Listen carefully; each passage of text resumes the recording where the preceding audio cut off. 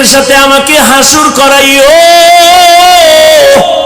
ও গরিব, ধনীদের বাড়ি দেখা আফসোস করিস না, টাকা দেখে পাগল হইয়া কষ্ট পাইস না রে গরিব।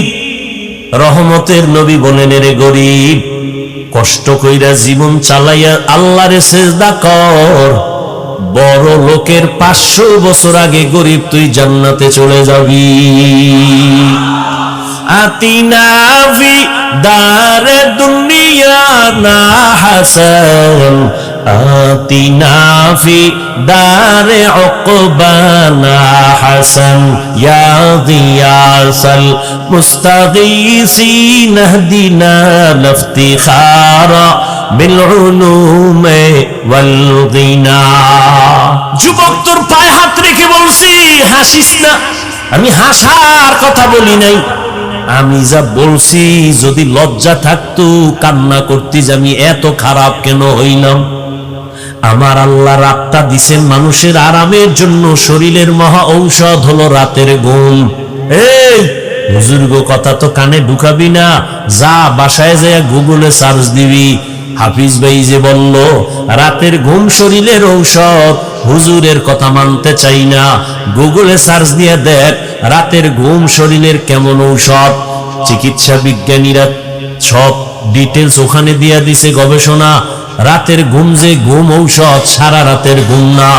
সন্ধ্যা রাতের ঘুম শরীরের ক্ষতি, শেষ রাতের ঘুম শরীরের ক্ষতি, মধ্যরাতের ঘুম হলো শরীরের মহা ঔষধ। 10টা থেকে রাত্র 2টা পর্যন্ত ঘুমাবি, শরীরের একটা মহা ঔষধ। একটা মানুষ যদি টাইম মতো না ঘুমায়, তার কথার ব্যালেন্স থাকে না, চলাফেরার ব্যালেন্স থাকে না। এই রাতের ঘুম শরীরের মহা তোমার ঔষধ। আল্লাহর দেয়া নেয়ামতের ঘুমটারে যারা নষ্ট করে সারা রাত কবিরা গুনাহ করে মোবাইলের দ্বারা কাটাও, তোর মরার আগেই বিছানায় পড়ে কানবি, চোখের পানি মোছার কোনো আপন কাউকে পাবি না। এখনো তুই টের পাও না তোর যে পার্স গুলো দিন দিন নষ্ট হইতেছে, তোর খবর নাই। ডাক্তারের কাছে গিয়া একটু পরীক্ষা নে, আই হসপিটালে গিয়া দেখ 1 বছর আগের চোখের পাওয়ার এখন খানিকটা মাইনাস হয়ে গেছে। একটু পরীক্ষা করে দেখ, মাথা ব্যথা আগের তুলনায় বেড়ে গেছে, বুকে ব্যথা বেড়ে গেছে। ও আল্লাহর গোলাম, তোমার কিডনির উপরে এফেক্ট হচ্ছে। এই মোবাইলের দ্বারা আজ তোমার জীবন ধ্বংস, তোমার যৌবন ধ্বংস। এমন একটা সময় আসবে, সময় মতো পার্স গুলো কাজ করবে না, কান্না করে এ পার্স আর ফেরত পাবি না। নকল কান লাগাবি, কাজ হবে না। নকল একজনের কিডনি লাগাবি, আসল কিডনির ফায়দা দিবে না। নকল চক্ষু লাগাবি, আসল চোখের ফায়দা দিবে না। আল্লাহর দেওয়া পার্স গুলো নিজে হাতে মোবাইল লইয়া নিজে নিজে সব পার্স গুলো নষ্ট করতেছো। কার্টুন দেখতে দেখতে এখন নিজের চেহারাটা নষ্ট হয়ে গেছে। আমি যুবকের যদি বলি, বাবা 40 বছর পর্যন্ত একটা যুবকের চেহারার উজ্জ্বলতা নষ্ট হবে না, এটা আল্লাহ নিজে ওইভাবে সিস্টেম করে বানাইছেন। কোনো মেডিসিন লাগবে না, কোনো পাউডার ক্রিম লাগবে না। 40 বছর চেহারাটা উজ্জ্বল থাকবে, দেখলে মায়া লাগবে। কিন্তু আমি যুবকের বলি, পায়ে ধইরা বলি, বেয়াদবি মাপ চাই, রাগ করিস না রে বাবা। বল, তোর 25 বছরে চেহারা কেন নষ্ট হয়ে গেল? তোর চেহারার দিকে তাকাইলে কেন মায়া লাগে না? তোর চেহারার মধ্যে কেন উজ্জ্বলতা নাই? একমাত্র কারণ, সারা রাত কবিরা গুনাহ করার কারণে আমার আল্লাহ বেজার হয়ে চেহারার নূর নিয়ে গেছে। খুশি না? এই তোর সাথে মাইয়া কোরআন শপথ করছে না? কয় নাম্বার জানোনি? তুই যত নাম্বার, তোর ওইটা ওই অত নাম্বার। তুই যদি 4 নাম্বার হও, তোর সাথে কসম করা মাইয়াও 4 নাম্বার। তোর সিরিয়াল যদি হয় 5, তোর ওই মাইয়া যে শপথ করে তার সিরিয়ালও 5। তুই যেমন 3 মাইয়ারে ধইরা ইজ্জত নষ্ট কইরা 5মটারে ধরছু, ওই মাইয়া 5টা ছেলের ইজ্জত নষ্ট করে 6ষ্ঠ নম্বরে তোরে ধরেছে। আল্লাহর জাতের কসম, তওবা যদি নসিব না হয়, মরার আগে জাহান্নাম কেমন, মরার আগে দেখবি বউ নামের জল্লাদ দিয়া। মরার আগে টের পাবি জাহান্নামটা কেমন ভয়ঙ্কর। ও যুবক, ভালো করে বুঝো, কয়দিন আর বাহাদুরি করো মা।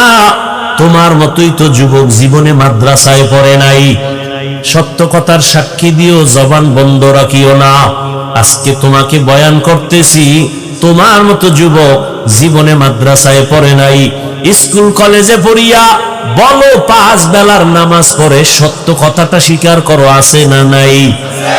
আমি তোমার পায়ে হাত রেখে বিনয়ের সাথে বলি, তুমি একটু তোমার বিবেকটাকে প্রশ্ন করো, তুমি কেন নামাজ পড়তে পারো না? রাস্তায় গাড়ি চালায় কত যুবক, আজান হয়েছে গাড়ি বন্ধ করে মসজিদে গিয়া নামাজে দাঁড়ায় গেল। বলো বাবা, তুমি কেন নামাজ পড়তে পারো না? তোমার মতো যুবক তাকায় দেখো, নদীর মধ্যে মাছ ধরে নৌকায় বসে নামাজ পড়ে নাই, ছাড়ে না। মনে মনে জিজ্ঞাসা করো, তুমি কেন পারো না? তোমার মতো যুবক ব্যবসা করে, চাকরি করে, 5 বেলার নামাজ পড়ে, তুমি কেন পারো না? জমিনের মধ্যে কৃষি কাজ করে, নামাজ ছাড়ে না, তুমি কেন পারো না রে বাবা? আল্লাহর কোরআনটা কি আসলে মিথ্যা মনে করছো? যদি বলো হ্যাঁ, তো একটা ভুল আমারে বাইর করিয়া দেখায়, এখন আমি দাড়ি কেটে ফেলবো। আল্লাহর কসম, এখন যদি আল্লাহর কোরআনে একটা ভুল দেখাইতে পারো, আমি এখন প্যান্ট শার্ট টাই লাগায়া দাড়ি কাইটা রাস্তায় নাচ গানে নেমে যাব, কোরআন শরীফ গুলো জ্বালায় দিব, আল্লাহর বিরুদ্ধে কথা বলবো। তুই কেন 1500 বছর পর্যন্ত তোর থেকে হাজার হাজার কোটি গুণ পণ্ডিতেরাও অপচেষ্টা কম করে নাই। একটা কোরআনের ভুল বের করবে দূরের কথা, বহু বিধর্মীরা মাথা নত করে কালেমাওয়ালা মুসলমান হয়েছে। तुकु जाओ सुन्नते अहमद कुजा बा मुहम्मद कैबुअद निस्बत तोरा मन अहब्बा सुन्नती कौले रसूल मजदाए काना माई हम कुन कबूल। ओ যুবক,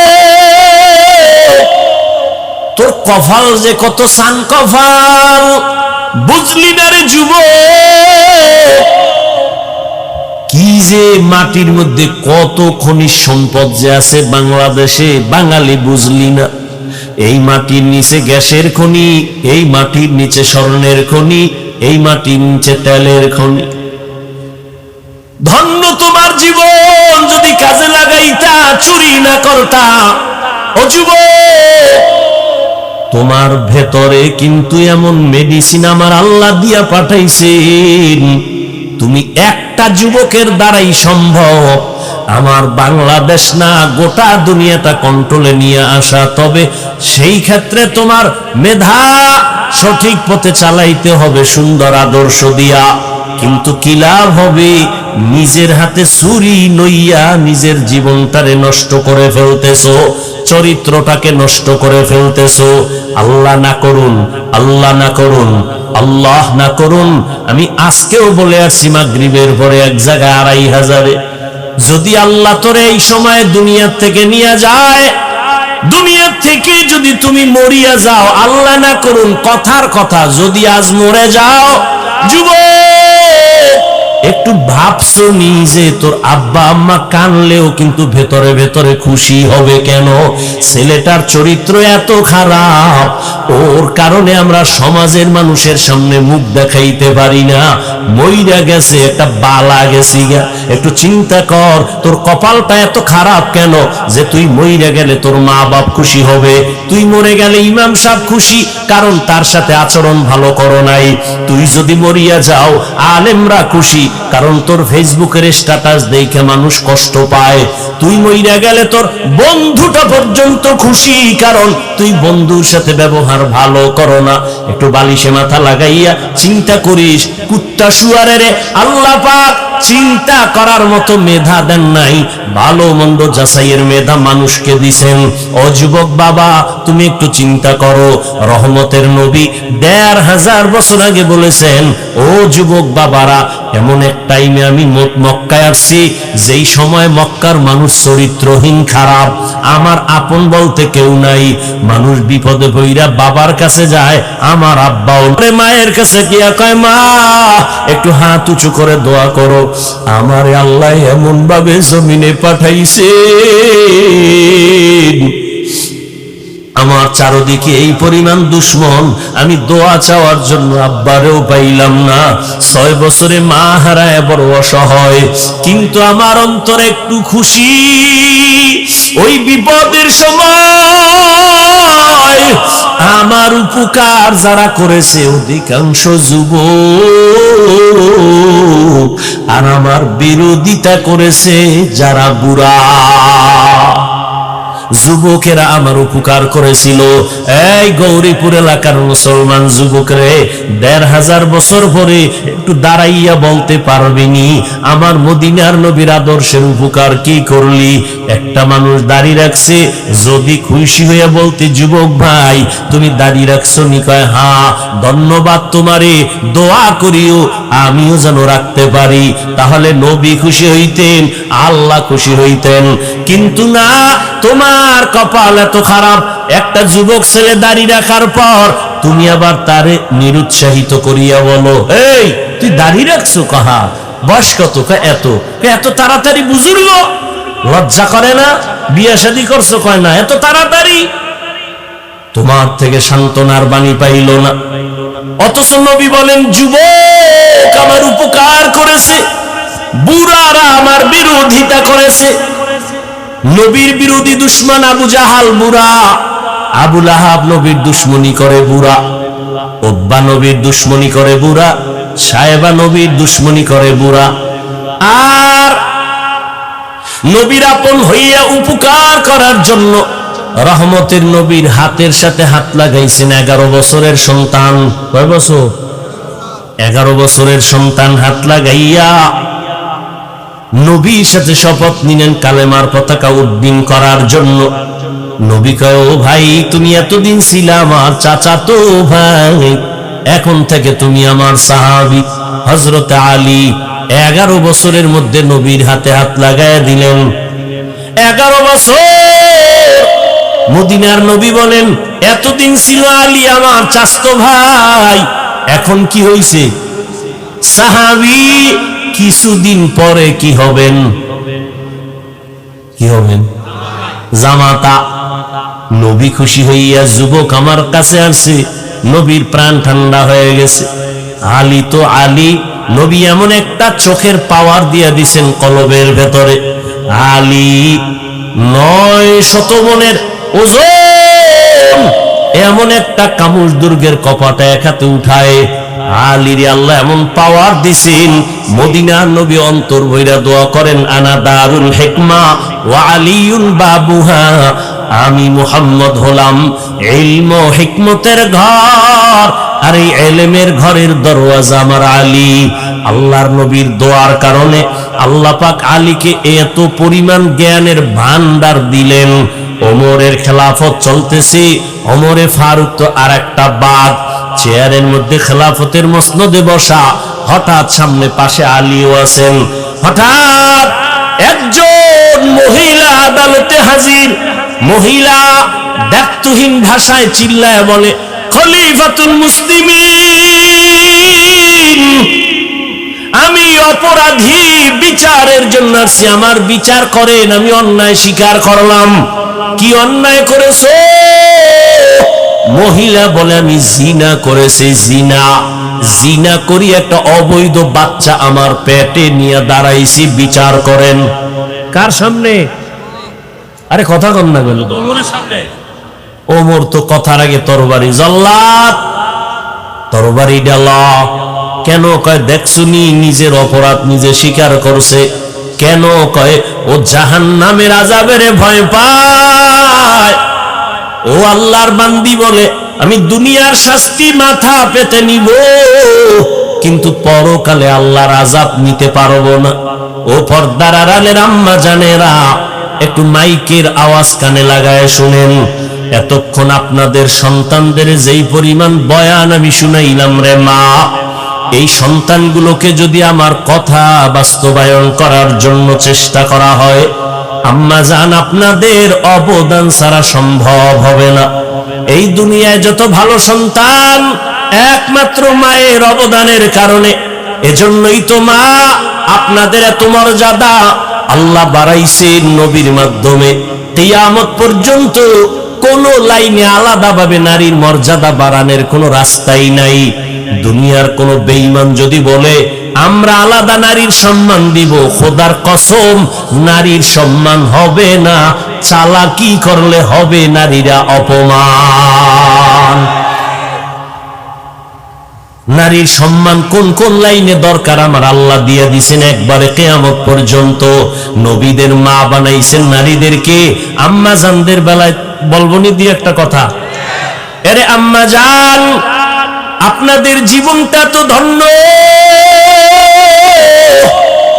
আপনারা নবীদের মায়ের মতো মা, সাহাবায়ে কেরামের মায়ের মতো দামি মা।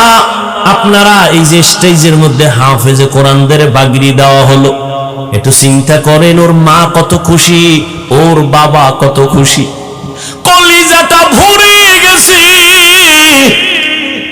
দোয়া করি তবে ভয়ও আছে, যেমন খুশি তেমন ভয়। যদি আমার এই ছাত্র বাবারা আল্লাহর কোরআন বুকে নিয়ে গুনায় লিপ্ত হইয়া যায়, আমার আল্লাহ বরদাস্ত করতে পারবেন না। ভালো ছাত্র সামান্য অন্যায় করলে আল্লাহ তারে ধইরা ফালায়, শিক্ষক তারে ধরে ফেলে। আল্লাহর কোরআন যার সিনায় লাগাইছে, নিচে ভিতরে 30 পারা ঢুকানো, ওই বান্দা আল্লাহর কাছে এত প্রিয়, সামান্য গুনাহ করলে আমার মাওলা সইতে পারে না। আল্লাহ ঠাস করে একটা হোঁচট খাওয়ায়া দেয়, দুনিয়া থেকে চলে যায়। আল্লাহর কাছে দোয়া করি কোরআন যাদের সিনায় নিল, হাফেজ আলেম, আল্লাহ তাদেরকে আদবওয়ালা জিন্দেগি দান করেন। আল্লাহওয়ালাদের ওস্তাদের দোয়া নিয়া, মা বাবার দোয়া নিয়া শান্তি আর সম্মানে জীবনে চলতে পারে তৌফিক দান করেন। ও পর্দার আড়ালের আম্মা জানেরা, আপনারা তো খাদিজা রাদিয়াল্লাহু তাআলা আনহার মতো নারী, ফাতেমা রাদিয়াল্লাহু আনহার মতো দামি নারী, আপনারা তো আয়েশা রাদিয়াল্লাহু আনহার মতো নারী। আরে আম্মা জান আপনারা তো ইসমাঈল নবীর মা হাজেরা আলাইহিস সালামের মতো নারী, আপনারা তো ঈসা নবীর মা মারইয়াম আলাইহিস সালামের মতো নারী। আপনারা তো কেমন দামি।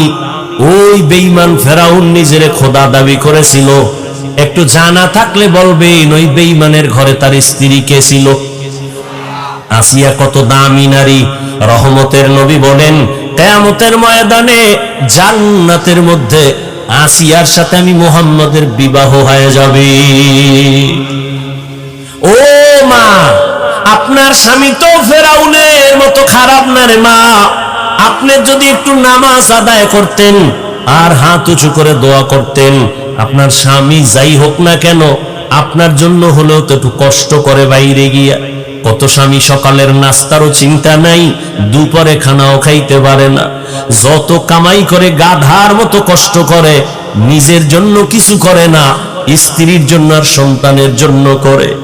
নিজে খাইলো না না খাইলো চিন্তা নাই, স্ত্রী খাইলো কিনা, সন্তান খাইলো কিনা পেরেশান।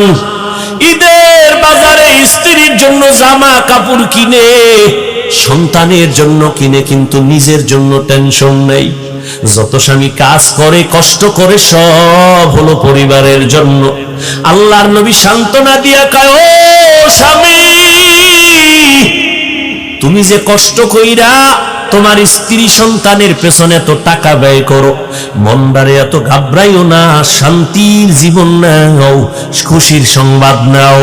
তুমি মাদ্রাসা মসজিদে যদি এই টাকাগুলো দান করতা, যা সওয়াব পাইতা, তোমার স্ত্রী সন্তানের পিছনে ব্যয় করিয়া তার থেকে বেশি সওয়াব পেয়ে যাইবা। ও পর্দার আড়ালের আম্মা জান, ঘরে আসার পরে যদি স্বামীকে সালাম দিয়া বরণ করে একটু বুঝাইতেন, ও স্বামী আমার, আমার আব্বা জানের ঘর ছাড়িয়া মায়ের কোলের মায়া বাদ দিয়ে আমি আপনার ঘরে চলে আসছি, না খাইয়াও দিন কাটাইতে রাজি, খাইলে পাবো না খাইলে পাবো তার কোনো চিন্তা নাই। তবে আপনার কাছে আমার একটা দাবি, আমরা ঘরের মধ্যে বাচ্চা নিয়ে যে থাকি, আপনার কাছে অনুরোধ, কোনোদিন হারাম টাকা ঘরে নিবেন না, ঢুকাবেন না। হারাম টাকা দিয়া আমাদের সন্তানের পবিত্র রক্ত নাপাক করব না, না খাইয়া কষ্ট করব, তারপরেও না হারাম খাইয়া আমাদের রক্ত নাপাক করব না। ও আম্মা জান, আপনি যদি এইভাবে হাসি মুখে স্বামীটাকে বুঝাইতেন, ঘরের মধ্যে কোনো স্বামী হারাম ঢুকাইতে পারত না। হালালের মধ্যে বরকত দেখতেন আপনার সন্তান মা বাবার বাধ্য হতো। যেই মা বাবায় সন্তানের হারাম খাওয়ায়, মক্কা মদিনার ইমাম দিয়াও দোয়া করাইলে ওই সন্তান কোনোদিন মা বাবার খেদমত করবে না। এজন্য হালাল খাওয়াবেন। ও আম্মা জান, আপনার সন্তানটাকেও যদি ছোট থেকে কোরআন পড়াইয়া ডাক্তার বানাইতেন, আপনি মরিয়া গেল সন্তান ডাক্তার হইয়াও কোরআন পড়ে দোয়া করতে ভুলতো না। আপনার সন্তানটারে যদি বুঝাইতেন, বাবা আমি তোর মা, সবাই তো মাকে সম্মান করে, ও বাবা তোর কাছে আমার দাবি, তুই কামাই রুজি কইরা আমারে খাওয়াবি চাই না, আমি চাই তোর প্রশংসা যেন মানুষ করে দোয়া করে। আলেম ওলামার দোয়া নিবি, মুরব্বি পাইলে সালাম দিবি, দোয়া নিবি। আম্মা জান, সন্তানগুলোকে যদি এইভাবে বুঝাইতেন, আপনার সন্তান কোনোদিন মা বাবার সাথে বেয়াদবি করত না, আলেম দেখলে সালাম দিত, বরদোয়া নিত না, ওস্তাদের সাথে বেয়াদবি করত না, দোয়া নিয়ে চলতো। আপনার কপাল খুলতো, সন্তানের জীবনটা উজ্জ্বল হয়ে যাইত। ও আমার মা বোনেরা, আপনাদের মতো কত মা এখনো আছে নামাজ পড়ে, পর্দা করে, স্বামীর মালের খেয়ালত করে না। ও বোনেরা, আপনাদের মতো কত বোন আছে লেখাপড়া করে, নামাজ পড়ে, মোবাইলে সময় নষ্ট করে না, চরিত্র নষ্ট করে না। একটা মানুষের অমূল্য ধন চরিত্র, চরিত্র নষ্ট হয়ে গেলে মানুষটার কোনো মূল্য থাকে না। এ আল্লাহর বান্দারা, এখনো যদি যারা এই গুনায় লিপ্ত, চরিত্র নষ্ট, তওবার দরজা খোলা। আল্লাহর ইবাদতের জন্য এখনো সময় দিতে পারো না রে যুবক। ইবাদত বড় দামি একটা সম্পদ। আমার নবীকে আমার আল্লাহ মেরাজের বেলায় আব্দ শব্দ বলে ইশারা করলেন। তিনটা কারণে নবীকে আল্লাহ আব্দ শব্দ বলেছেন মেরাজের ঘটনার শুরুতে। নবীকে আল্লাহ বান্দা বলিয়া বুঝাইছেন। বেঈমান নাস্তিকেরা ওরা নবীর মেরাজটা সরাসরি বিশ্বাস করে না। আমি আব্দ শব্দ দিয়া বুঝাইলাম, বান্দা শুধু রুহের নাম না, বান্দা শুধু দেহের নাম না, রুহু আর দেহটার দোনোটার সংমিশ্রণে হয় একটা মানুষ, একটা বান্দা। অতএব আমি আমার বান্দারে যে মেরাজ করাইছি, এই কথাটাই প্রমাণ আমার নবীর মেরাজ স্বপ্ন যোগে হয় নাই, সরাসরি হয়েছে। দ্বিতীয় আব্দ বলার কারণ হলো, আব্দ মানে বান্দা, বান্দার সাথে আল্লাহর সম্পর্কের নাম ইবাদত। ইবাদত যে করে তার নাম আব্দ, যার ইবাদত করে তিনি মাবুদ। আমার নবী পৃথিবীতে যত মুমিন মুসলমান ইবাদত করে, এর থেকে শ্রেষ্ঠ ইবাদত করনেওয়ালা হলেন আমার নবী। আমার নবীর চাইতে ইবাদত করনেওয়ালা কেউ আছে? আম্মা জান আয়েশা রাদিয়াল্লাহু তাআলা আনহাকে কে সাহাবায়ে কেরাম জিজ্ঞাসা করলেন, নবীজির আশ্চর্য ধরনের কোন ঘটনা আছে শুনাইবেননি? আম্মা জান বলেন, নবীজির আশ্চর্য নাই বলতে কি ঘটনা আছে? সবই তো আশ্চর্য। নবীর এমন কোন ঘটনা নাই যেটা আশ্চর্য না, আচমকা না, অলৌকিক না।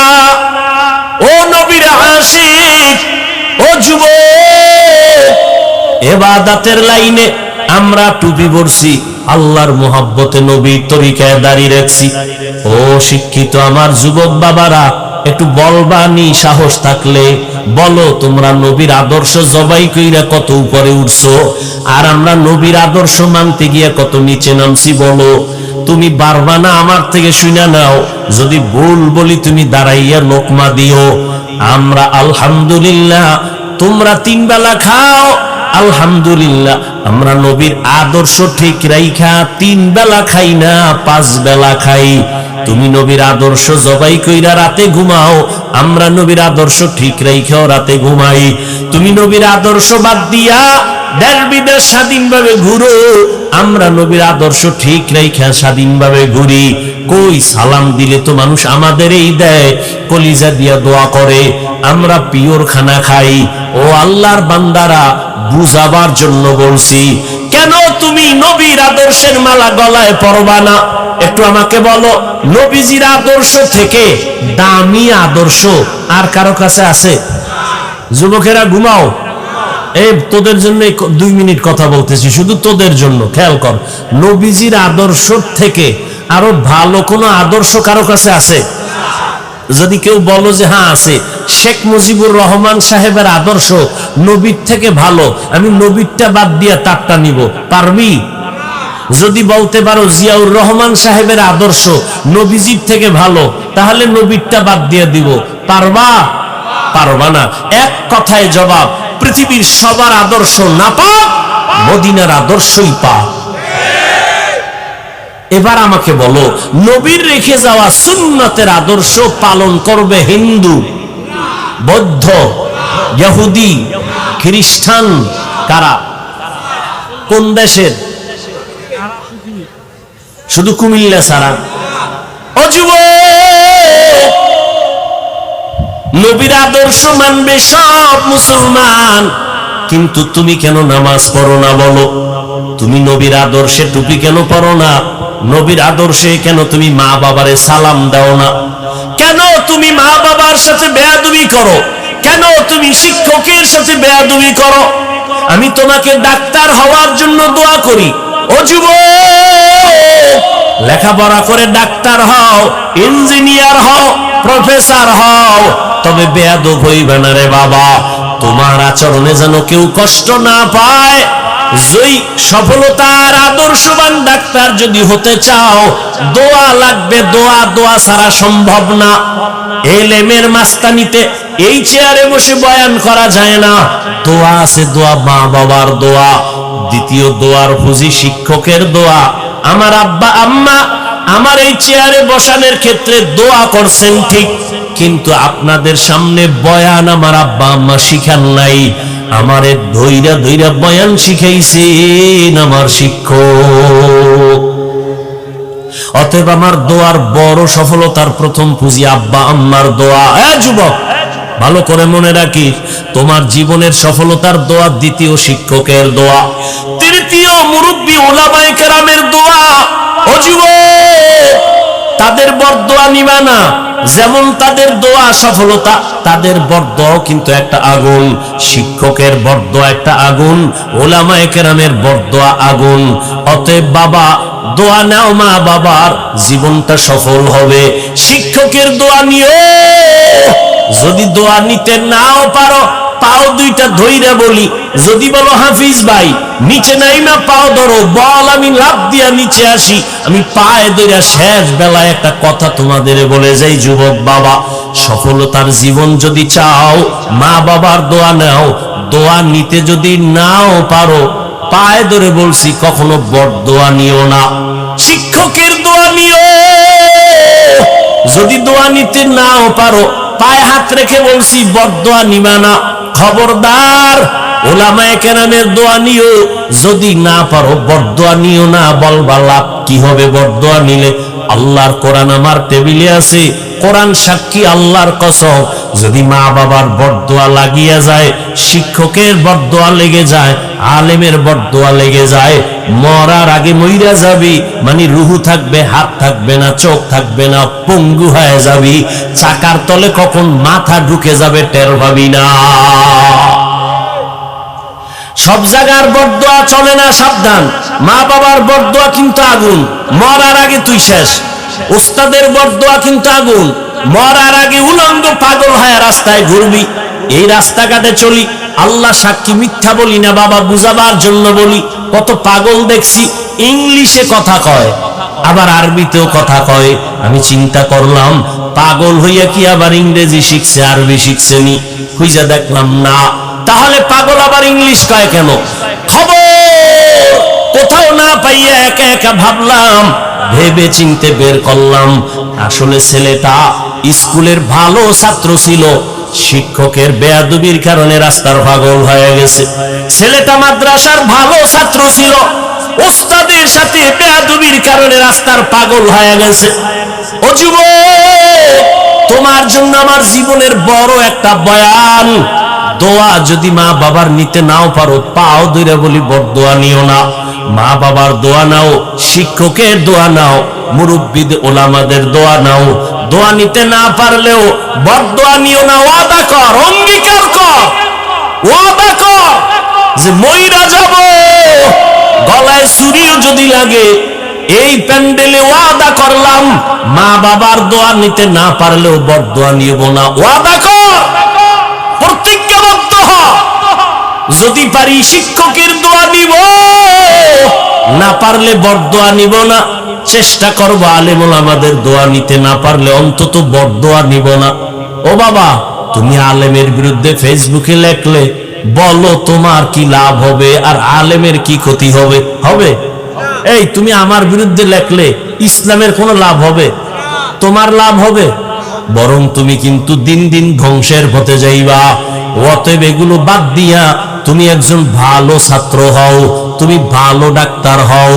দোয়া ছাড়া বেয়াদবি কইরা ডাক্তার হইলে ডাক্তার হইতে পারবে ঠিক, তবে তাসলিমা নাসরিনের মতো জুতা খাওয়া লাগবে জায়গায় জায়গায়। বেয়াদবি কইরা প্রফেসর হইতে পারবে ঠিক, কিন্তু আহমদ শরীফের মতো জুতার বাড়ি খায়া মরণ লাগবে, কবরও হবে না। ঢাকা কলেজের প্রফেসর আহমদ শরীফ মরার আগে ছেলে মেয়েরে বলছে, আমি মরা কবর বিশ্বাস করি না, মরলে আমারে কবরে দিবি না। ঠিকই ওই বেঈমান মরার পর সন্তানেরা কবরে রাখে নাই, দেহটা হসপিটালে দান করে দিয়েছে। ওই আহমদ শরীফ প্রফেসর ঢাকা কলেজের ক্লাসের মধ্যে ঢুইকা কয়, এই ছেলে মেয়ের আমার নাম জানুনি? কয় জানি। বল। কয় বেদ্দুরি হবে। কয় শোন, আমার নাম আহমদ শরীফ। শুনছো না তোরা কোরআন শরীফ? জি স্যার। শুনছো হাদিস শরীফ? জি স্যার। শুনছো মক্কা শরীফ মদিনা শরীফ? কয় জি স্যার। আজকে থেকে শুনা ল, মক্কা শরীফ বাদ, মদিনা শরীফ বাদ, কোরআন শরীফ বাদ, হাদিস শরীফ বাদ, আমি আহমদ শরীফ তোদের জন্য যথেষ্ট। ওই ডাক্তার হয়ে লাভ নাই, ওই প্রফেসর হয়ে লাভ নাই, সুনামের সাথে জীবনটা তৈরি করো। সেজন্য মা বাবার দোয়া আর মোবাইলের থেকে নিজের চরিত্রটারে বাঁচাও, কারণ চরিত্র একটা অমূল্য সম্পদ। দিন দিন কবি নজরুলের ইতিহাস পড়ো, কত গর্ব করো। তোর মতো সারা রাত আকাম করলে জীবনে কবি নজরুল হতে পারতো না। তুই যে সারা রাত মোবাইলে আকাম করো, নির্লজ্জ বেহায়ার মত। ঘুমের মধ্যে মরণ হয়নি? এই যুবকেরা বল। আচ্ছা, আজরাইল যদি আইসা দেখে তোর কানের ভিতরে গানের তার লাগানো, তুই মুসলমানের সন্তান, আল্লাহর ভয় নিয়ে বল, তুই আজরাইল যদি দেখে রাতে তুই কানের মধ্যে তার লাগাইয়া ঘুমাইছো গান শুনতে শুনতে, আল্লাহর কাছে কালকে কি জবাব দিবি? অনুরোধ করে বলে গেলাম, ও পর্দার আড়ালের মা, এখনো সময় আছে, আপনার সন্তানকে বুঝাইয়ে একটু লাইনে নেন, দোয়া করেন। ওলামায়ে কেরাম, ও মুরব্বীরা, ও যুবক বাবারা, এখনো সময় আছে, তওবা করো। মনে মনে আমার আল্লাহকে বলো, আল্লাহ জীবনে তো গুনাহ কম করি নাই, আমার গুনার কারণে চোখ বন্ধ করে মনে হয় তাকায় দেখি হাত না পাক করে ফেলেছি। গুনার কারণে চোখ না পাক, অন্তর না পাক, জিহ্বা না পাক। ও আল্লাহ, এই গুনার খবর যদি আমার আপনজন কেউ জানতো, সম্মানের নজরে দেখতো না। আল্লাহ, তুমি দেখার পরও রাগ করিয়া সম্মানের জায়গা থেকে ফেলে দাও নাই, খানা বন্ধ করো নাই, বাতাস বন্ধ করো নাই। ও আল্লাহ, আজকে তওবার নিয়ত করলাম, মরিয়া গেলে যাব, তুমি তো হায়াতের মালিক, তুমি তো মৌতের মালিক, তুমি তো রিজিকের মালিক। জীবনে তো অন্যায় কম করি নাই, মনে চাইছে নামাজ পড়বো না, পড়ি নাই, মনে বলতো আড্ডা দিব, বেপরদা নারী দিয়া দিছি, মনে চাইছে পার্কে যাব, দৌড়ায় গেছি। ও আল্লাহ, আজকে থেকে ফিরতে চাই, আর নামাজ ছাড়বো না, আর দাড়ি কাটবো না, আর বেপরদায় চলবো না, মা বাবাকে কষ্ট দিব না, উলামায়ে কেরামের বিরুদ্ধে যাব না, নবীজির তরিকা মেনে চলবো। অন্তরটাকে ঘুরাইয়া আল্লাহর মোহাব্বত যদি থাকে, তওবা করো। আমার আল্লাহ কত দয়াময়, আল্লাহ তোমার আমার গুনাহ দেখার পরও রাগ করে পানি বন্ধ করেন নাই, বরং আমার আল্লাহ প্রতিদিন ডাকে, নাই বান্দা তওবা কর, জীবনের গুনাহ মাফ করে দিব। আল্লাহর নবীর তরিকা মতে ইবাদত চালু করে দাও, আর লেখাপড়া করো, চাকরি করো, ব্যবসা করো, মনে মনে তওবা করো, আর নামাজ ছাড়বো না, বেপরদায় চলবো না, দাড়ি কাটবো না, মা বাবার দোয়া নিয়া, মুরব্বীদের দোয়া নিয়া, শিক্ষকের দোয়া নিয়া, উলামায়ে কেরামের পরামর্শ নিয়া নবীজির তরিকা মেনে চলবো। আল্লাহর কাছে তওবার নিয়ত করো। জানি না কার কপাল ভালো, কারটা খারাপ। আবু জাহালের মতো 13 বছর নবীর বয়ান শুনিয়াও কালেমা পড়ে নাই, আর 27 বছরের যুবক ওমর নবীর কাছে তরবারি নিয়ে গিয়েও কালেমা পড়ে ফেললো। এই ময়দানেও জানি না কার কপাল কেমন। কিছু আল্লাহর বান্দা ওমরের মেজাজ নিয়ে গুনার কথা মনে করে তওবা করে ওয়াদা করবে, আর নামাজ ছাড়বে না, বেপরদায় চলবে না। আবার একদল গোলাম তওবা নসিব হবে না, এখান থেকে বের হইয়া আরো বিরোধিতা শুরু করে গুনার পাল্লা ভারী করবে। ও আল্লাহ, এই ময়দানে আমি দাবি করি সবার সিনাটা হেদায়েতের জন্য খুলে দেন, তওবার জন্য কবুল করে নেন। আয় আল্লাহ, প্রত্যেকের দ্বীনের হেদায়েতের উপরে চলার তৌফিক দান করেন।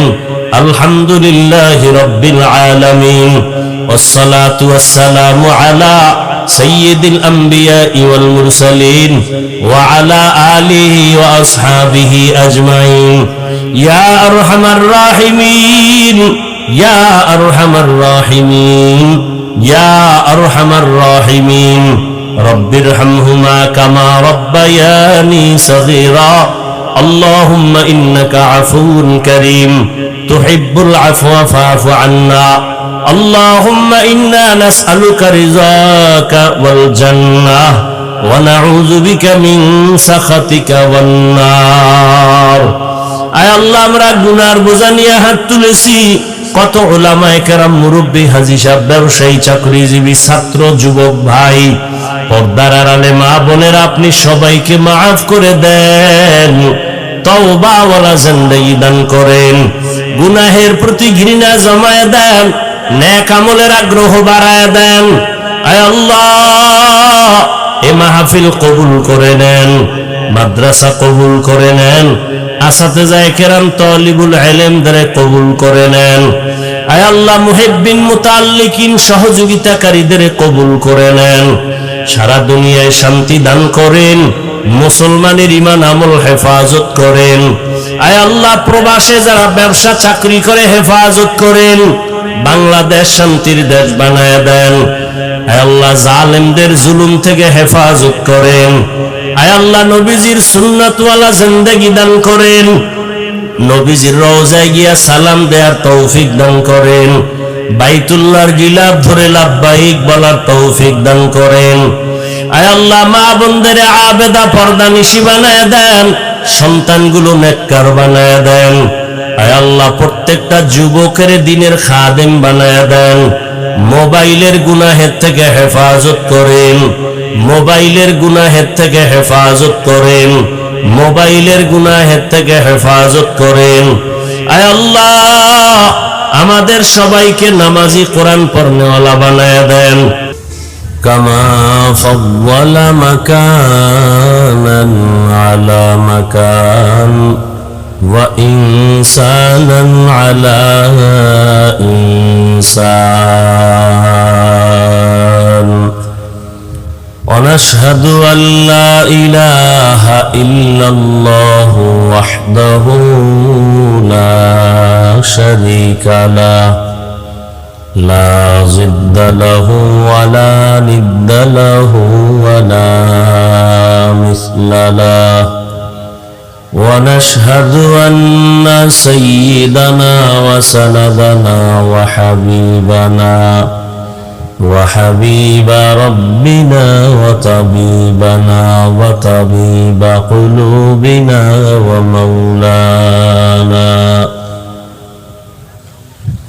ومولانا محمدا عبده ورسوله أرسله بالحق بشيرا ونذيرا وداعيا إلى الله بإذنه وسراجا منيرا اللهم صل على محمد النبي الأمي وعلى آله وسلم تسليما وبعد فأعوذ بالله من الشيطان الرجيم بسم الله الرحمن الرحيم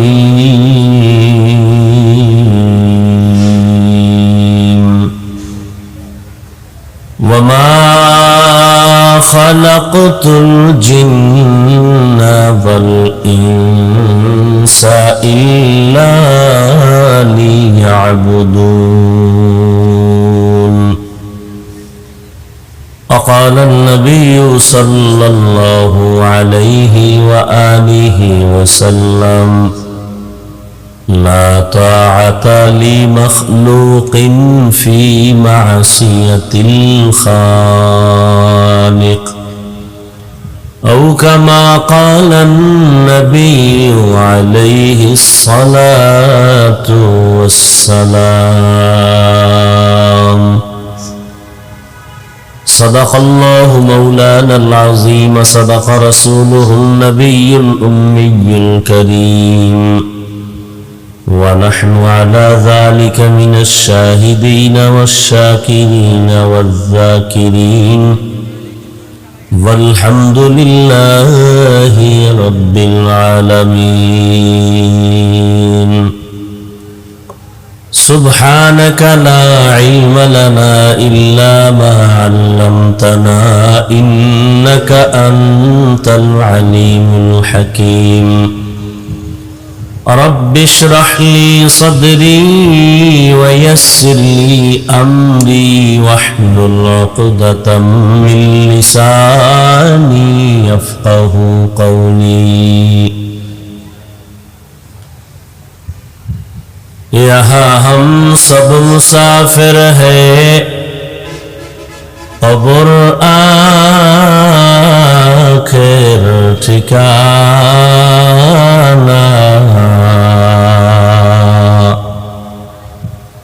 कोई आगे रवाना है कोई पीछे रवाना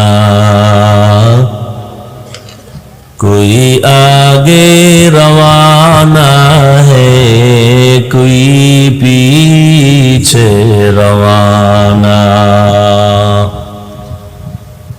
हकीकत खुल जाएगी बवक़्त इम्तिहान तेरे हकीकत खुल जाएगी बवक़्त इम्तिहान तेरे कि सुस्ती में या मेहनत में गुजारी जिंदगी तूने कि सुस्ती में या मेहनत में गुजारी जिंदगी तूने मुहम्मद ने आकर कुफर को मिटाया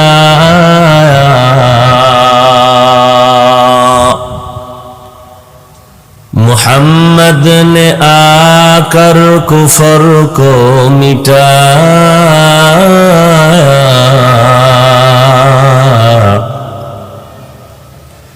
कुफर को मिटा कर सदाकत बताया कुफर को मिटा कर सदाकत बताया ला इलाहा इल्लल्लाह ला इलाहा ইল্লাল্লাহ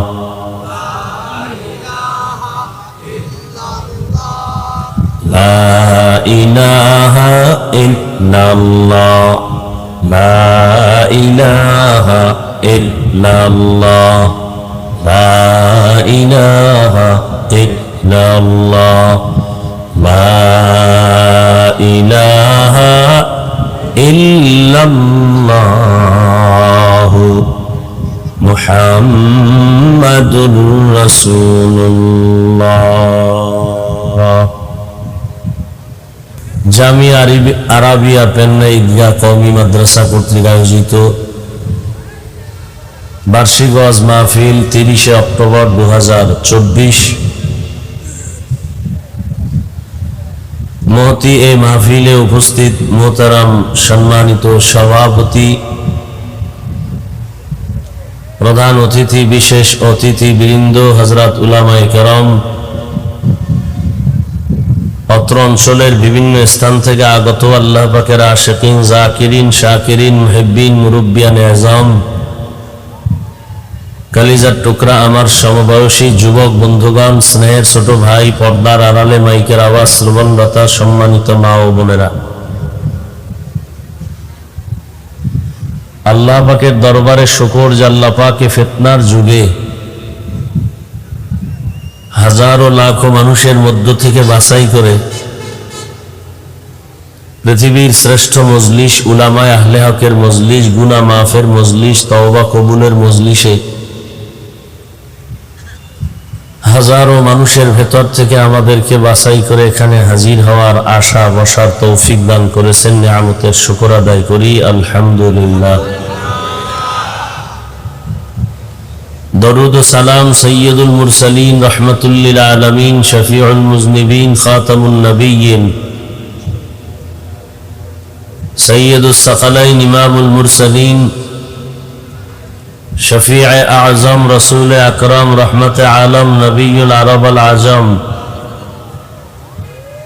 হাবিবে কিবরিয়া, আশরাফুল আম্বিয়া, সৈয়দুল আম্বিয়া, शफीअ महशर, साक़ी कौसर, आक़ाए नामदार, मदीना का ताजदार, आफ़ताब नबूवत, फ़ख्र मौजूदात, सैयदुल मखलूक़ात, हज़रत मुहम्मदुर रसूलुल्लाह सल्लल्लाहु अलैहि व आलिहि वसल्लम উপর যাদের আয়োজনে আজকের এই সুন্দর মাহফিল,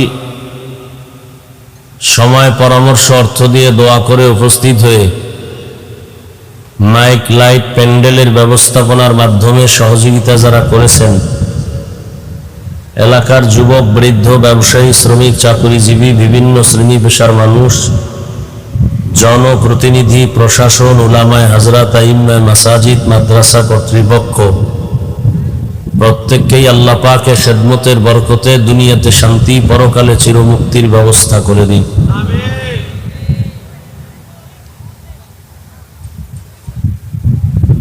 হযরত উলামায়ে কেরাম দীর্ঘ সময় কোরআন সুন্নাহর আলোকে আলোচনা রেখেছেন, সবরের সাথে আপনারা শ্রবণ করেছেন। উলামায়ে কেরামের কথাগুলো সহি তরিকায় সবাইকে আমল করার তৌফিক দান করেন। উলামায়ে কেরামের ইজ্জতকে আল্লাহ বেশি বেশি বাড়ায় দেন।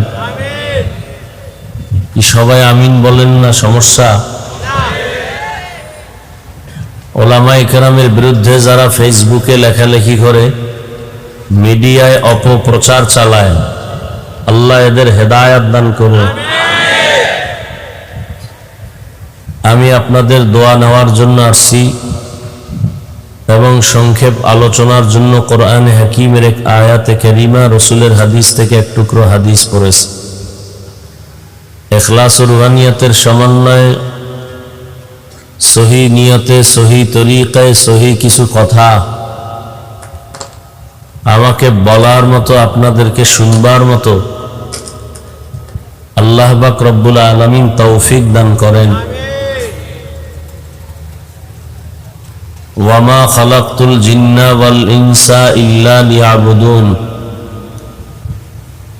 আল্লাহ বলেন, হে মানুষ, আমি মানুষ এবং জিনকে সৃষ্টি করি নাই হ্যাঁ করেছি একমাত্র ইবাদতের জন্য। নবীজি বলেন, লা তাআতা লি মাখলুকিন ফি মাসিয়াতিল খালিক। আল্লাহকে অসন্তুষ্ট করে পৃথিবীর ভিন্ন কারো আদেশ নিষেধ মেনে নেওয়া হারাম। আল্লাহকে অসন্তুষ্ট করে মা বাবাকে খুশি করা হারাম। আল্লাহকে অসন্তুষ্ট করে পীরকে খুশি করা হারাম। আল্লাহকে অসন্তুষ্ট করে ওস্তাদকে খুশি করা কি হারাম। এক কথায় দুনিয়ার সবাইকে বেজার করা সম্ভব, কিন্তু আল্লাহর বিরোধিতা, আল্লাহকে অসন্তুষ্ট করা সম্ভব না। এগুলো হাদিসের কথা। এখন ধরে নেন আপনি পর্দা করলে আত্মীয় স্বজন বেজার, পর্দা করলে আত্মীয় স্বজন কি আল্লাহ খুশি। এখন আপনার পরীক্ষা, আপনি কি আল্লাহর খুশিতে পর্দা করবেন না আত্মীয় স্বজনকে খুশি রেখে বেপর্দায় চলবেন? এটা আপনার পরীক্ষা। দাড়ি রাখলে আল্লাহ খুশি, আত্মীয় স্বজন কি বেজার। এখন আপনার পরীক্ষা, আপনি আত্মীয় স্বজনের খুশি রাখার ক্ষেত্রে দাড়ি কাটবেন না আল্লাহর সন্তুষ্টির জন্য দাড়ি রাখবেন? এটা কি পরীক্ষা। এই পরীক্ষায় যারা পাস এরা জান্নাতি, যারা ফেল তারা জাহান্নামী।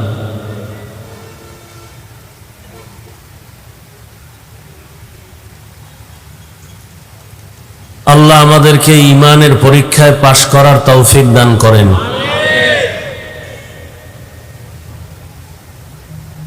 তাহলে দুনিয়ার সবাইকে বেজার করা সম্ভব, আল্লাহকে বেজার করা সম্ভব না, কিন্তু আমরা করি। দুনিয়ার সবাইরে খুশি রাখতে গিয়ে আল্লাহর বিরুদ্ধেই বেশি করি। দুনিয়ার কেউ যেন বেজার না হয়, আল্লাহ হয়ে যাক হোক। এই কারণেই তো সব অশান্তি। সবাই ইসলাম চায়, ভোটের আগের রাত্রে টাকা পাইয়া কেবলা ঘুরাইয়া দেয়। এই হলো আমাদের ইসলাম চাওয়ার বাস্তবতা। সিল্লামকে এতক্ষণ তো কথা বুঝেন। মাঝে মাঝে মনে চায় ওয়াজ মাহফিল বাদ দিয়ে দিমু, তো এই কথা বললে আল্লাহ যদি আবার বেজার হয়, এই জন্য বলিও নি। এত আবেগ আপনাদের।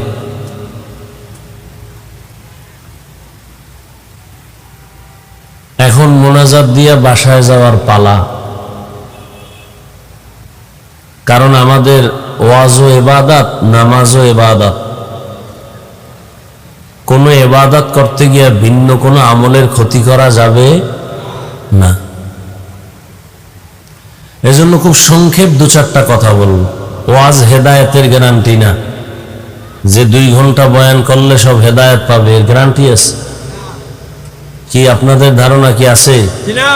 নাই। স্বয়ং নবীজি বয়ান করতেছেন, কত পিওর বয়ান।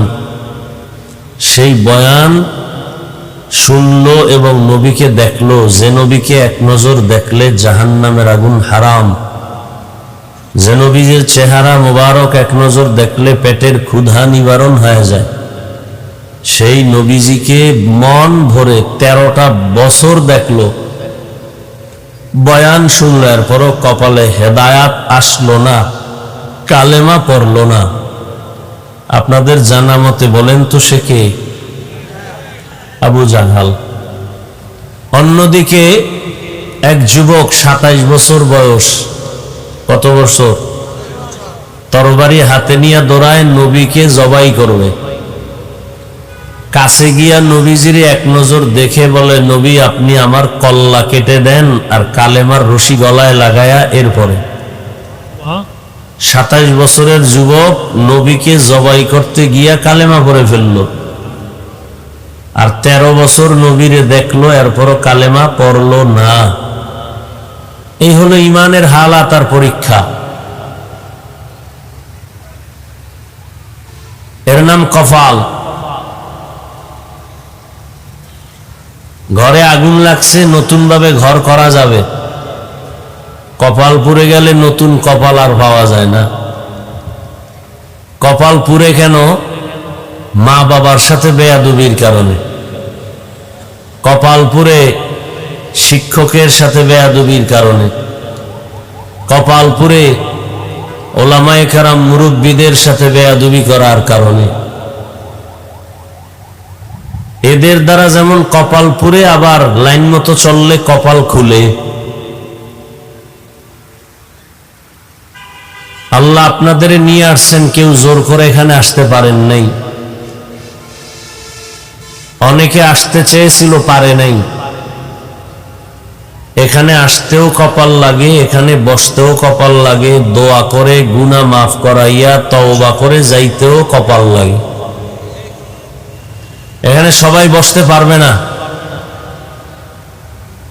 টাকা তো অনেকেরই আছে, মক্কা তো ইচ্ছা করলে মাসে 2 বার যেতে পারে, যুগ যুগ হয়ে গেছে যেতেই পারে না, টাকার অভাব নাই। বাইতুল্লাহ যাইতে টাকা লাগে না, কপাল লাগে। কি লাগে? এই মিয়া জবান খুলেন, কি লাগে? দুনিয়ার ভাবসাব যা প্যান্ডেলের বাইরে, এখানে কোনো ভাব নাই। এখানে নিজেরে যত ছোট মনে করতে পারেন, কপাল খুলবে। এটা ভাবের প্যান্ডেল না, এটা কান্নার প্যান্ডেল, তওবা করার প্যান্ডেল, গুনাহ মাফ হওয়ার প্যান্ডেল। অতএব কোনো ভাব দেখাইলে কপাল পুড়ে যান। আল্লাহ সবাইকে হেদায়েত দান করে।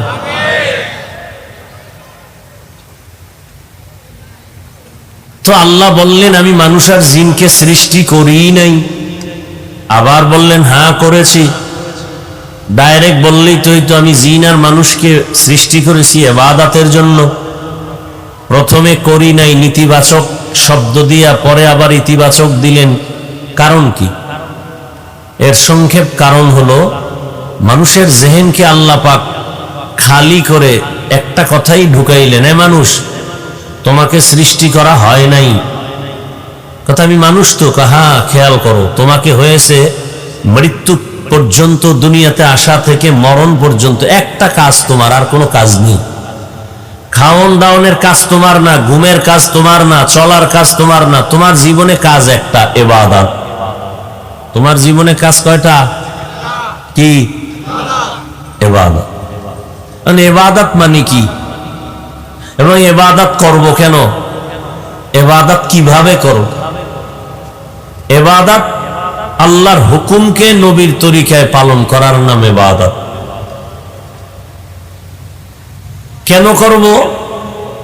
আল্লাহর মুলাকাতের জন্য, জান্নাত পাওয়ার আশায়। কিভাবে ইবাদত করব? মন গড়া না, জীবনে যা করব সব নবীর তরিকায়। মানে ইবাদত মানে কি? রাতের বেলা যায় নামাজে কাটানো, দিনের বেলা রোজা রাখা, তসবিহ টানা না। একটু আগেই বলছি, জীবনে যা করবে মুমিন, দুনিয়াতে আসা থেকে মরণ পর্যন্ত যা করবে সব ইবাদত। খানা খাবেন ইবাদত, ঘুমাবেন ইবাদত, হাসবেন ইবাদত, কান্না করবেন ইবাদত, বাথরুমে যাবেন ইবাদত, সব ইবাদত। মন গড়া না। কার তরিকায়? একমাত্র নবীর তরিকা। নবীজির তরিকায় খানা খাবেন ইবাদত, নবীর তরিকায় বাথরুমে যাবেন ইবাদত, নবীর তরিকায় কাউকে মুহাব্বত করবেন ইবাদত, নবীর তরিকায় কাউকে দুশ্মন মনে করবেন ইবাদত। মানুষের জীবনে যা করবে সব ইবাদত। আল্লাহর সন্তুষ্টির জন্য নবীর তরিকায় করলে ইবাদত। কেন করব ইবাদত? আল্লাহ পাওয়ার জন্য, জান্নাতের পজিশন বাড়ানোর জন্য। দুনিয়াতে আর কোনো কাজ নাই ইবাদত ছাড়া। রাজনীতি করবেন তাও ইবাদত। কখন ইবাদত হবে? যদি নবীর তরিকায় হয়। নবী রাজনীতি করছেননি? শুধু করেন নাই, পৃথিবীর প্রত্যেকটা মানুষকে রাজনীতি শিক্ষা দিয়ে গেছেন। নবী হলেন পৃথিবীর শ্রেষ্ঠ রাজনীতিবিদের শিক্ষক, আর কোরআন শরীফ হলো পৃথিবীর শ্রেষ্ঠ রাজনীতির কিতাব। আর পৃথিবীতে সংসদ ভবন বা পার্লামেন্ট হলো রসুলের মসজিদ, মসজিদে নববী। আর আমরা কি বলি? মসজিদে রাজনীতি চলবে না। কে কয় যে দুর্নীতি আর পেটনীতি করে? এরা কয়। এরা কয় মসজিদে রাজনীতি চলবে না। তার মানে হুজুর যে কোরআনের রাজনীতি করবে তা চলবে না, উনি যে পচা রাজনীতি করবে, ধান্দাবাজি করবে, এটা চলবে। হুজুর কোরআনের লাইন মতো চললে মসজিদের ইমামতি থাকা কঠিন, আর উনি পচা পায়খানা খাইয়াও কমিটিতে থাকতে সমস্যা নাই।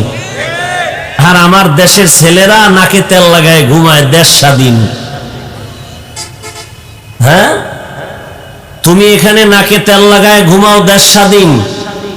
আর ঢাকাতে মা বোনেরা সাংবাদিক সম্মেলন করে বলে আমাদের অধিকার ফেরত চাই। কি অধিকার? কয় দেহ ব্যবসা করে খাইতাম, ওই দেহ ব্যবসা করে আবার স্বাধীনভাবে চলবো, কারো হস্তক্ষেপ থাকা যাবে না, সেই অধিকার চাই। আর তুমি নাকে তেল লাগায় ঘুমাও স্বাধীন। মুসলমান স্বাধীনভাবে ঘুমাতে পারে না। মুসলমান 24 ঘন্টা চোখ কান খোলা রাখতে হবে। মুসলমান তো নাকে তেল দিয়ে ঘুমাবে সেদিন এদেশের ময়দানে ওলামায়ে কেরাম দ্বীনের বয়ান করবেন, কোন বেনামাজি সুদখোরের অনুমতি নিতে হবে না যেদিন। মুসলমান তো নাকে তেল লাগায় ঘুমাবে সেদিন এদেশের প্রত্যেকটা মসজিদ মাদ্রাসার কমিটিতে বেনামাজি সুদখোর থাকবে না যেদিন। কিন্তু দোষ দিবেন কারে? আকাম তো আপনিই করেন।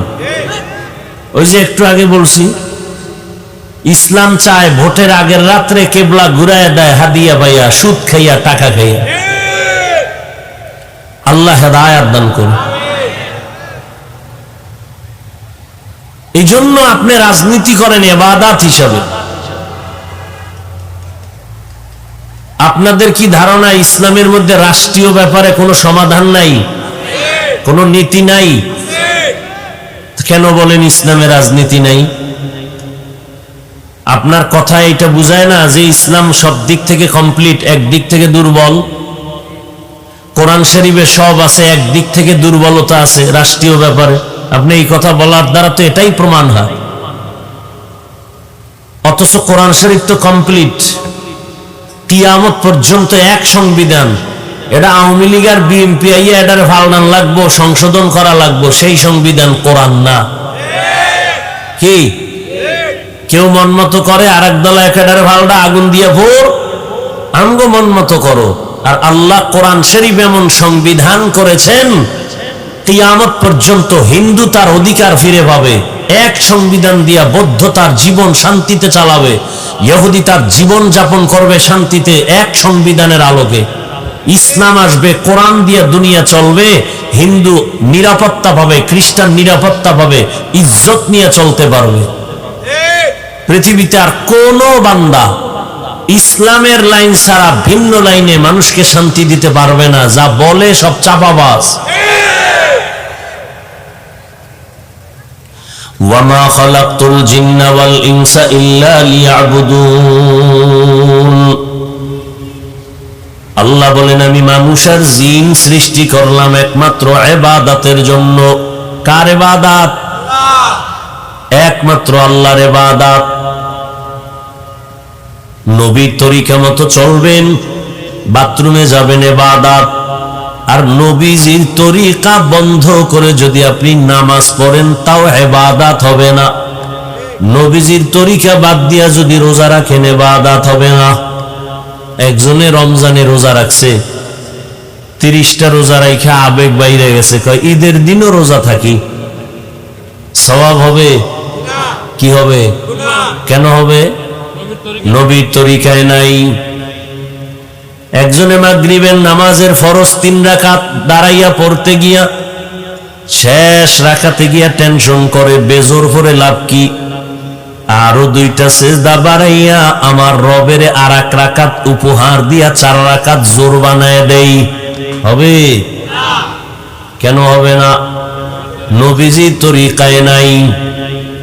আল্লাহ যেমনে বলছেন নবীকে দেখাইছেন ওইভাবে তুমি করবা, বুঝে আসুক আর না আসুক মানবা, পালন করবা, এর নাম গোলামি। যারা গোলামি করবা তোমার নাম আবেদ।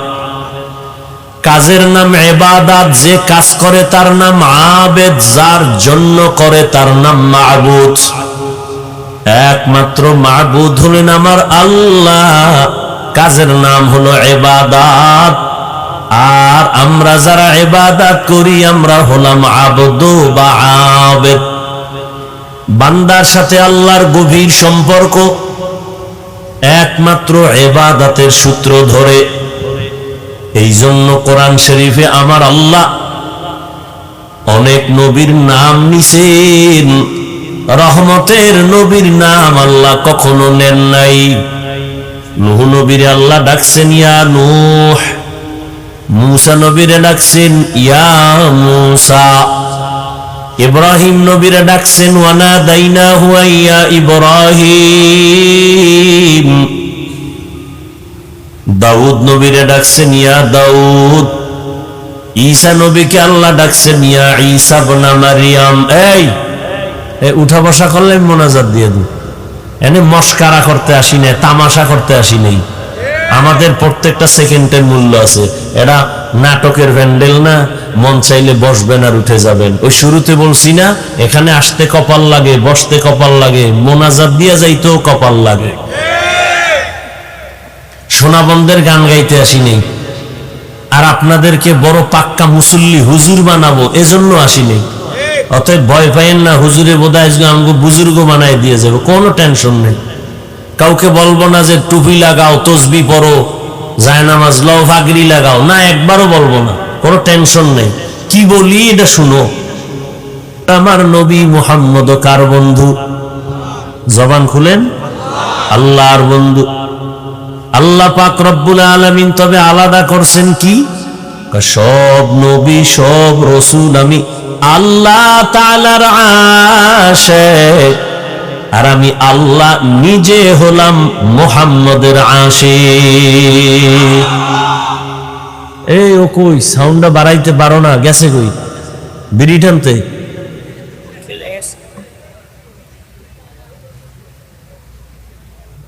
মানুষের বডির জন্য আসল জিনিস রুহু।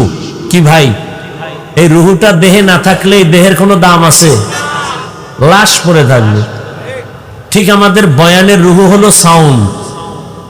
আমার এই প্যান্ডেলেরও দরকার নাই, বরং এটার দিশে আরো গরম লাগে। লাইটেরও দরকার নাই, মাইক থাকবে, বয়ান চলবে। আপনাদের তো এক রাত, আমার তো প্রতি রাত। তো নিজের শরীরের হক আদায় করা লাগে। তারপরও কুত্তার মতো দৌড়াই সারা দেশে 12 মাস। কুত্তাও এরম দৌড়ায় না। কি জন্য দৌড়াই? এই দৌড়টা যদি আমার বুঝাবার জন্য বলি, কাউকে ছোট বানাবার জন্য না। এ আপনাদের মুসলমানের পিছনে না দৌড়াইয়া 12 মাস না, শুধু 6 মাস 1 ঘন্টা করে যদি হিন্দুদের মন্দিরে দৌড়াইতাম, খ্রিস্টানদের গির্জায় যাইতাম, পুরা বাংলাদেশের ইহুদি, খ্রিস্টান আর হিন্দু সব মদিনার পাগল হয়ে যেত। মুসলমান দিরে লাইনে আনা গেল না। মাওলায় পারে না, করোনার মতো দিয়া ওই গাদ্দার গুলোর ঘাড় সোজা হয় না। এখনো হারাম খায়, সুদ খায়, ঘুষ খায়, আলেমের বিরুদ্ধে কথা কয়। এরম বেয়াদব নাই? হ্যাঁ, চালাও কত পারো। আল্লাহ, এই জন্য আরে বারবার বলি সাউন্ড ঠিক করতে। মেশিন 13টা লাগাইলে কি হইব যদি এটি সেটিং ঠিক মতো না পারে? তো কি কথা বলতেছিলাম? সব নবীরা কার আশিক? কথা বলেন না কেন? এমনি বগর বগর করতেই থাকে। 4 দোকানে বয়ে কথা, এখানে কথা, সেখানে কথা, যেখানে কথা লাগে হেনে কেন হুদা বক বক করবে দোকানে। মসজিদে গিয়া ধুম কথা, নিষেধ করলেও থামে না। বাজার বানায় ফেলায় মসজিদের। একজনের মোবাইলে রিংটোন বাইজে উঠছে, 13 জনে হেরেদ লইয়া পড়ছে।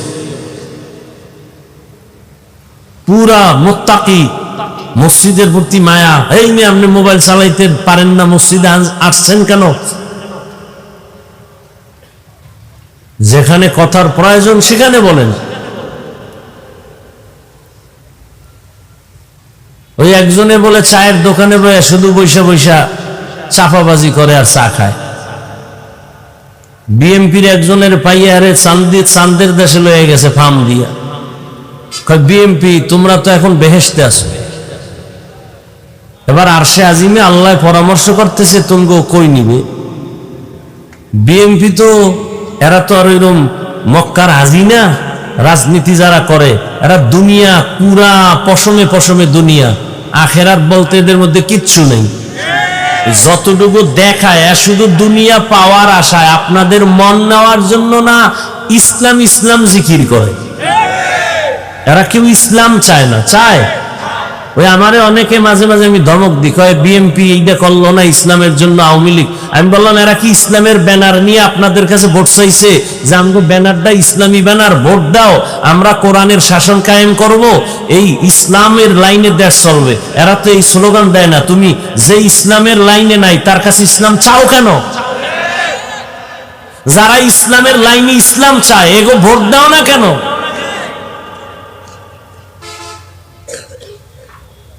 বর্তমানে আমগো হুজুরদের মধ্যে আলেম চেয়ারম্যান আছে না বাংলাদেশে? আসেনি? খবর লও তো, সারা বাংলাদেশের চেয়ারম্যান এক পাল্লায় উঠাও, আর আমগো ওলামায়ে কেরাম যারা চেয়ারম্যানই করে এদেরকে খবর লও। আল্লাহর জাত ও সিফাতের কসম, আল্লাহর দ্বীন ইসলাম আর কোরআন দিয়েই এ জাতিকে শান্তি দেয়া সম্ভব, অন্যথায় নয়।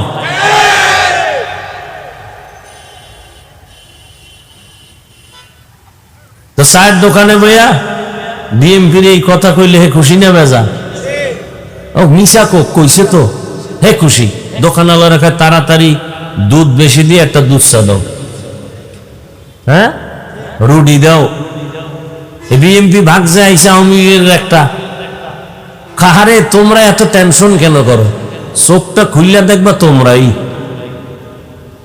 এ ফার্ম পাইয়া কয় আরে শুধু দুধ চা না, রুটির লগে কলাও দাও। এরও চাপাবাজি কইরা 13 কাপ চা খাওয়া শেষ। হঠাৎ করে আইসে একজন এই প্রাইমারি স্কুলের মাস্টার, এ তো শিক্ষিত, হেরো মগা মনে কইরা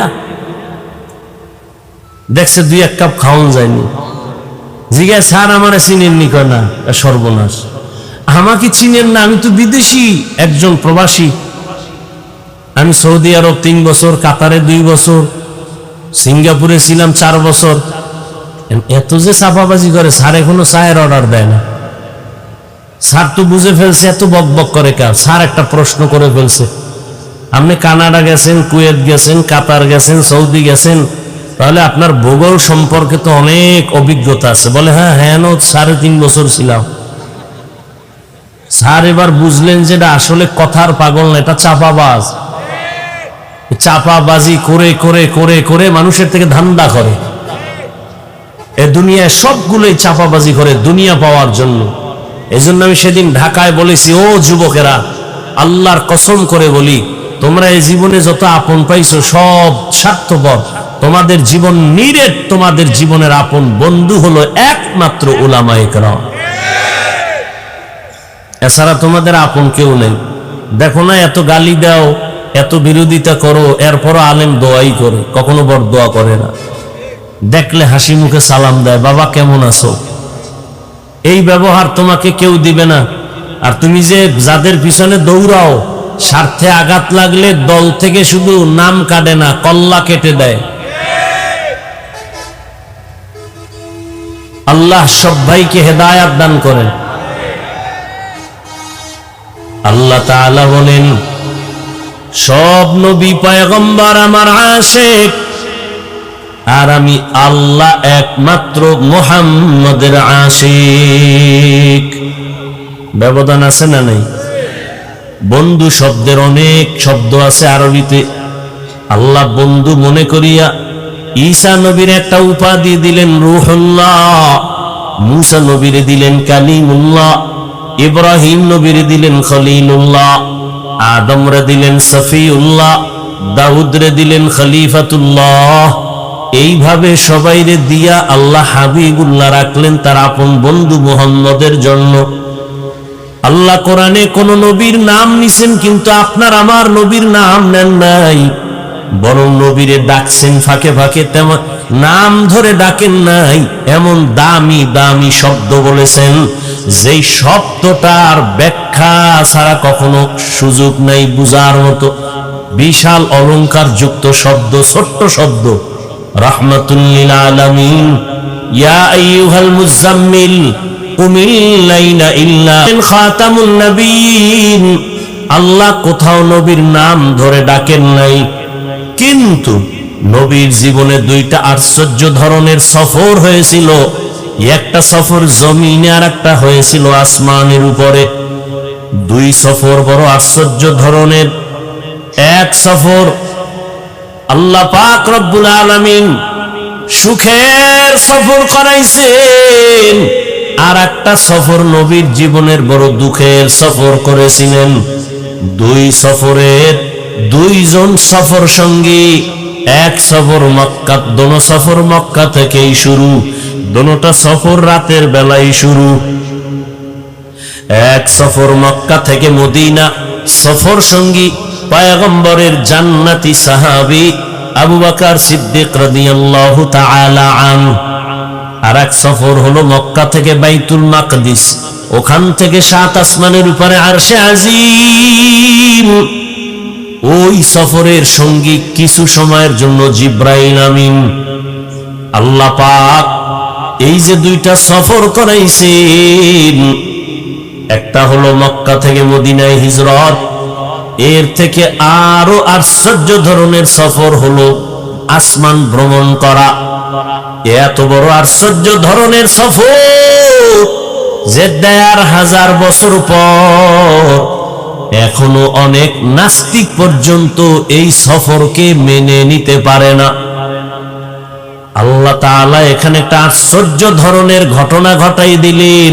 কোরআন শরীফে সূরা ইসরার ভেতরে বলেছেন, সুবহানাল্লাযী আসরা বিআবদিহি লাইলাম মিনাল মাসজিদিল হারামি ইলাল মাসজিদিল আকসাল্লাযী বারাকনা হাওলাহু লিনুরিয়াহু মিন আয়াতিনা। এখানে আল্লাহ কি বললেন? সুবহান, পবিত্র ওই সত্তা, আল্লাযী যিনি আসরা ভ্রমণ করাইলেন, বিআবদিহি তার প্রিয় বান্দাকে। আল্লাহ এত দামি দামি দামি শব্দ নবীর শানে ব্যবহার করলেন কোরআনে। রাহমাতুল লিল আলামিন, শাফিউল মুজনিবিন, ইমামুল মুরসালিন, খাতামুন নবিয়্যিন, সিরাজাম মুনিরা। কিন্তু বিশাল বড় আশ্চর্য ঘটনার ক্ষেত্রে আমার আল্লাহ মেরাজের ঘটনা বর্ণনার ক্ষেত্রে নবী একটা সাধারণ শব্দ ব্যবহার করেছেন, আবদিহি, আব্দ বান্দা। এটা এমন একটা সাধারণ শব্দ, আব্দুন মানে বান্দা। আমিও আল্লাহর বান্দা, আপনিও বান্দা, হিন্দু আল্লাহর বান্দা, খ্রিস্টানও আল্লাহর বান্দা, ইহুদিরাও আল্লাহর বান্দা, বৌদ্ধরাও আল্লাহর বান্দা। এমন একটা সাধারণ শব্দ আমার নবীর বেলায় আশ্চর্য ধরনের ঘটনার ক্ষেত্রে ব্যবহার করলেন কেন? নবীরে আল্লাহ কত দামি শব্দ দিয়ে ডাকছেন, ইয়াসিন, তাহা, ইয়া আইয়ুহাল মুজাম্মিল, ইয়া আইয়ুহাল মুদ্দাসসির, ইন্না আনজালনাহু। আল্লাহ পাক আমার নবীকে কত সুন্দর শব্দ দিয়ে ডাকলেন, কিন্তু এখানে আইসা মেরাজের ঘটনার ক্ষেত্রে সাধারণ একটা শব্দ কেন ব্যবহার করলেন? কি সে শব্দটা? এইমাত্র বইলেছি, ভুলে গেছে। আব্দুন, আব্দু মানি বান্দা, আব্দুন আবেদ, আল্লাহর বান্দা। আল্লাহ পাক রব্বুল আলামিন বলেন, আমি এখানে আমার নবীর বেলায় আব্দ শব্দ ব্যবহার করলাম কেন হে মালিক? আশ্চর্য, এমন ঘটনা কোন নবী রাসূলের বেলায় ঘটে নাই। আমার আল্লাহ দাওয়াত দিয়া নবীরে নিলেন, জান্নাত থেকে বোরাক পাঠায় দিলেন, ও জিবরাইল বোরাকটা বাইতুল্লাহর কিনারায় নিয়ে যাও, জান্নাত থেকে সাজাইয়া আমার নবী বোরাকের উপরে বসবেন, ওখান থেকে তাকে বাইতুল মুকাদ্দাসে নিবা, ওই ফিলিস্তিনের জমিন বাইতুল মুকাদ্দাসে নিয়ে সেখানে বোরাকের বেঁধে রাখবা। হুয়া হুকুম জিবরাইল কো ইউশে তব बोराक के जन्नत से कर इंतखाब, सजा उसको ज़ेवर से तू ताबा पा, फिर उसको तू काबा में ले करके जा। সাজাইয়া কাবার কিনারায় নিয়ে আসলো এই বোরাক। নবীজি ঘুমান্ত ছিলেন চাচাতো বোন উম্মে হানির বাসায়। কেউ বলছেন নবী ঘুমানো ছিলেন শিয়াবে আবু তালিবের মধ্যে, কেউ বলেন হাতিমে কাবায়, কেউ বলেন চাস্তো বোনের ওখানে, বলে তিনোটাই মতামত ঠিক আছে। আমি ওই ঘটনা বলা আপনাদের সামনে উদ্দেশ্য না।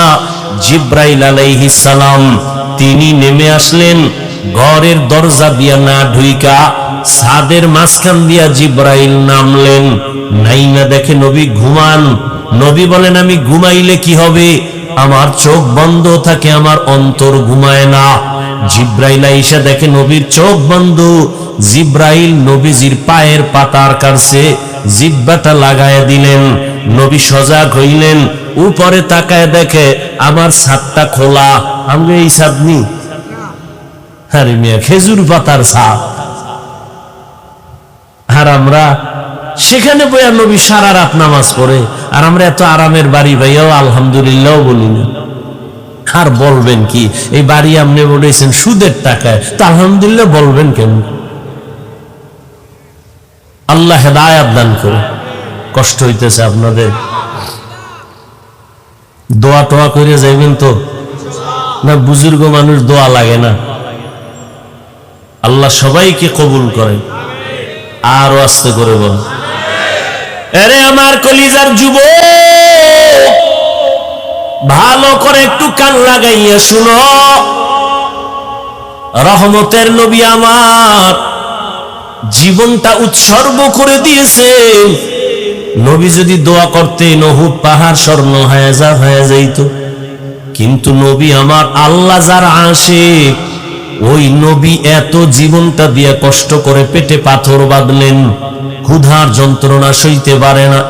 শিয়াবে আবু তালিবের ভেতরে 3 বছর পর্যন্ত নবীজিরে গৃহবন্দী করে পানি দেয় না, খানা দেয় না বংশের আপন লোকেরা।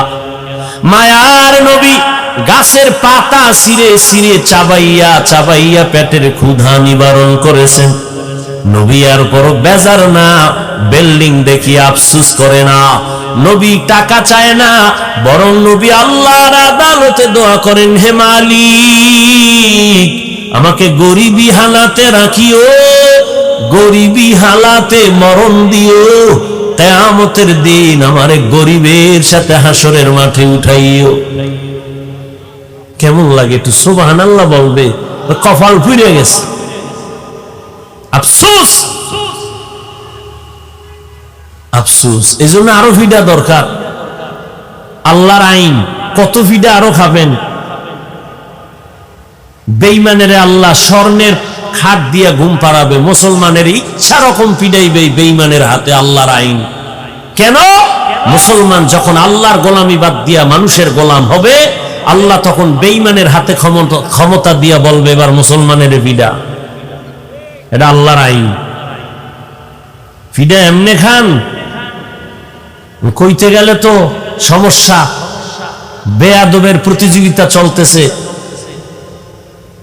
আলেম ওলামাদের বিরুদ্ধে কে কত বেশি বেয়াদবি করতে পারে সে প্রতিযোগিতা চলতেছে। লিকুল্লি শাইইন জিনাতুন ফিল ওয়ারা ওয়া জিনাতুল মারই তামামিল আদাবি আজ খোদা খা হি মে তৌফিক আদব বেআদব মাহরুম গাশত আজ ফজল রা।